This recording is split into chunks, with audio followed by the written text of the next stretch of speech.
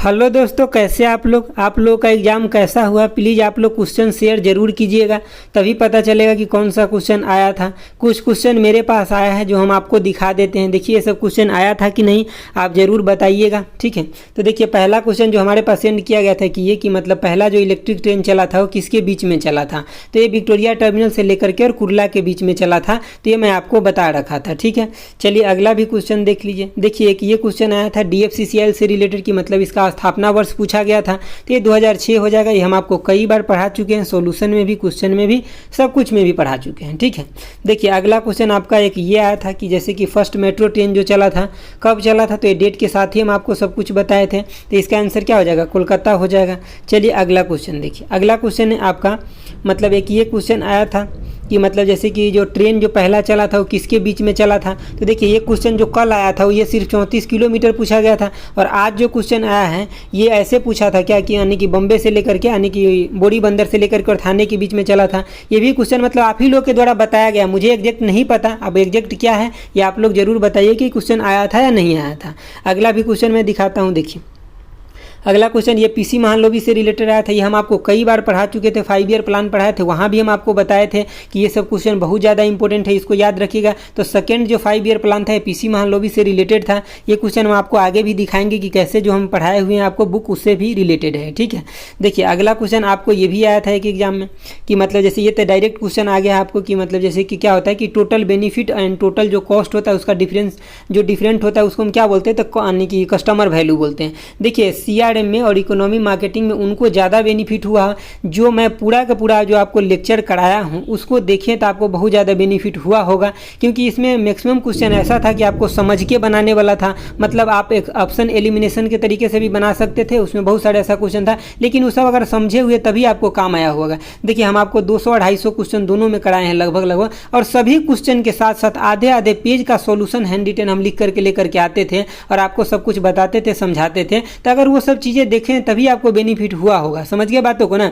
ऐसे सिर्फ question answer देखे हुए मतलब देखे हुए है तो मतलब बहुत ज़्यादा आपको बेनिफिट नहीं हुआ होगा, ये बात मैं भी जानता हूँ। समझ गए बातों को?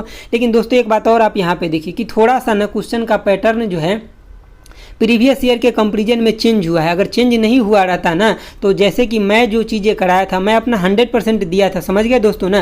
क्योंकि प्रीवियस ईयर के बेस पे अगर मैं जो पढ़ा रहा था सब कुछ प्रीवियस ईयर को देखता था, उसके बेसिस पे देखता था कि और कहाँ कहाँ से क्वेश्चन आ सकता था। जैसे history of Indian railway previous year का था, उस हिसाब से जैसा नोट था जितना मैं बताया था ना उस हिसाब से लगभग आपको 20 क्वेश्चन वहीं से देखने के लिए मतलब मिल जाता है एग्जाम में। लेकिन अगर उतना नहीं मिल रहा है तो फिर भी आपको 10 से 12 क्वेश्चन जरूर मिल रहा है देखने के लिए, डायरेक्ट जो मैं बताया हूँ उसी से।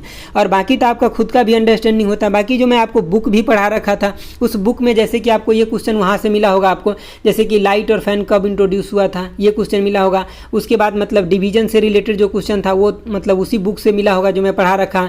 उसके बाद जैसे ग्रीन रेवोल्यूशन के बारे में एक ये भी क्वेश्चन आपका आया था कि ईस्ट सेंट्रल रेलवे के बारे में, इसका हेडक्वार्टर कहाँ है, तो इसका हाजीपुर हो जाएगा। हम जब 18 जो आपको पढ़ा रहे थे हेडक्वार्टर, तो हम वहाँ आपको अच्छे से बताए थे कि सभी को याद रखिएगा, कोई भी एग्जाम में आपके क्वेश्चन आ सकता है, ठीक है। उसके बाद देखिए एक ये भी क्वेश्चन आपको एग्जाम में आया था कि मतलब हेडक्वार्टर मतलब पूछा गया था किसका, तो मतलब जैसे central organisation for the railway electrification का। तो देखिए यहाँ पे हम आपको प्रयागराज बता रखे, लेकिन आपको ऑटोमेटेड ये तो समझ में आ ही गया होगा कि प्रयागराज जब ऑप्शन में नहीं तो इलाहाबाद होगा, इसमें कोई दिक्कत की बात ही नहीं था। समझ गए बातों को? उसके बाद जैसे हम आपको GDP मतलब बहुत सारे इकोनॉमी मार्केटिंग हम आपको हिंदी में भी पढ़ाए थे, इंग्लिश में भी पढ़ाए थे। तो जैसे हम आपको GDP का डिफिनीशन पढ़ाए थे सेम मतलब डिफिनीशन के तौर पर ही आपके एग्जाम में क्वेश्चन यहाँ से भी आया है, ठीक है। देखिए आगे भी हम आपको दिखा देते हैं। देखिए PC महालनोबी से हम आपको बताया है ना कि जैसे इस तरीके से हम जो पढ़ाए थे लिख करके, तो इसमें सब कुछ मेंशन था। समझ गए बातों को? अगला क्वेश्चन भी देखिए आपके एग्जाम में ये भी क्वेश्चन आया हुआ था। देखिए ये सब एक्चुअली हम अभी जितना भी क्वेश्चन आप लोग भेज रहे हैं ना वो हम एक्चुअली लेक्चर से ही ले रहे हैं डायरेक्ट कि हाँ यहाँ मैं ये चीज़ें बताया हूँ आप लोगों को। देखिए यहाँ पे हम आपको सब कुछ ये सब बताए हुए हैं, यहीं से क्वेश्चन कहीं ना कहीं घुमा फिरा करके उठ रहा है। देखिए GDP के बारे में हम यहाँ आपको इतने अच्छे से बताए थे, हिंदी इंग्लिश सब में बताए थे। दोस्तों एक बात मैं आपको बता रहा हूँ, चलिए अब एग्जाम जैसा गया चला गया, आप अपना 100% हमेशा देते रहिए। देखिए पढ़ाने के दौरान हम अपना 100% आपको दिए थे, ठीक है। लेकिन ये किसी को नहीं पता होता है कि एग्जाम में पेपर कहाँ से आएगा, समझ गए बातों को ना। तो इसी में जो लोग अच्छे से मेहनत किए उनका नंबर बहुत अच्छा आ रहा है। अगर आपका नंबर अच्छा नहीं आ रहा तो कोई बात नहीं, आप अपना 100% देते रहिए। इस एग्जाम में नहीं हुआ तो क्या हो जाएगा, अगले एग्जाम में हुआ। हालांकि आप मतलब 2-4-5 दिन में आपका आंसर किया आ जाएगा, तो आपको पता भी चल जाएगा कि कितना मार्क्स आपका सही हो रहा है। उसके बाद ही हम कटअप के बारे में कुछ चर्चा करेंगे। हालांकि अगर आपके पास अभी कोई क्वेश्चन है तो जरूर आप मेरे साथ शेयर कीजिए, ताकि हमें पता चलेगा और मैं आपको आंसर बता पाऊंगा कि कहाँ कहाँ से आया है। बात रह गई मैथ रीजनिंग का, तो मतलब ज़्यादा हार्ड नहीं आ रहा है, मतलब मॉडरेट लेवल का ही आ रहा है, तो ठीक है। तो उसी हिसाब से कटअप भी रहेगा। लेकिन अभी कटअप का कोई हम बात नहीं करेंगे आपसे, मतलब आंसर किया जाता है उसके बाद ही बात करेंगे, क्योंकि एक्सपेक्टेड चीज़ बहुत अलग होता है और रियलिटी आता है ना तो बहुत अलग हो जाता है, हट के हो जाता है, ठीक है। तो मतलब एक बार रियलिटी ही आने दीजिए, 2-4 दिन में आ जाएगा। उसके बाद हम आप लोगों से कटअप के बारे में बात करेंगे, ठीक है। तो दोस्तों मतलब आप क्वेश्चन जरूर भेजिएगा। तो thanks for watching, okay bye, जय हिंद दोस्तों।